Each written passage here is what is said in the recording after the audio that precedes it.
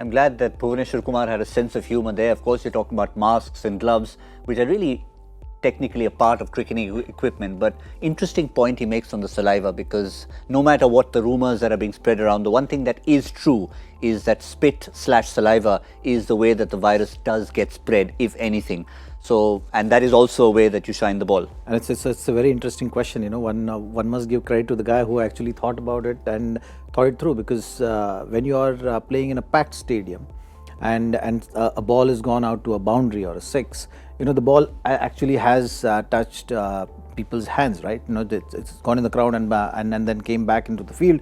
So that certainly creates a question mark on that kind of a situation. If you're going to be using saliva to shine the ball, so there is a very high chance of something transmitting through that. And and not only one individual is putting the saliva on the ball. It's actually all the playing 11 usually is involved in that. So I think that has to be addressed. There is no doubt about it. And it's the question is certainly very interesting question, and a certain plan has to be in place. Because for Bhuvaneshwar, I think keep that sense of humor is good, because in testing times you got to have that light side also going. You can't get too serious about things, but at the same time there has to be a plan for sure, because health comes first. What is the option to that? Jelly bean? No, that's what I'm thinking.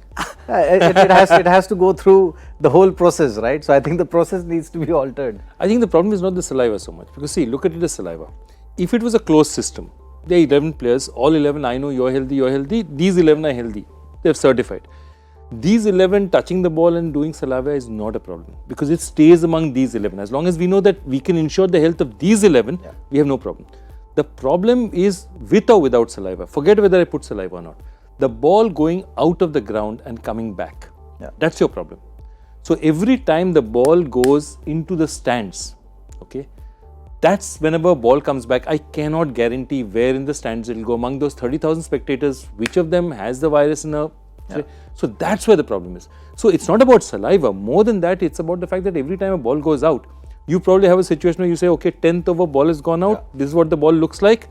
I'll give you a new ball for that. But Joy, my counter to that is, even if you're looking at playing under closed doors, and we've seen the Serie A football matches being played like that, the Manchester City Arsenal, of course, it's been postponed, but there was talk of that possibly happening. The coaches were coming around saying that, well, is that good for the game? Purely from a sporting point of view. But assuming that you do have no spectators out there, you'll still have about 200 people in the stands with support staff, ground staff, etc. etc. Is that controllable? You will have to control those. And see, given the amount of money, it's not controllable for a small tournament. For the IPL, it's controllable, because they'll say, okay, here it is ground.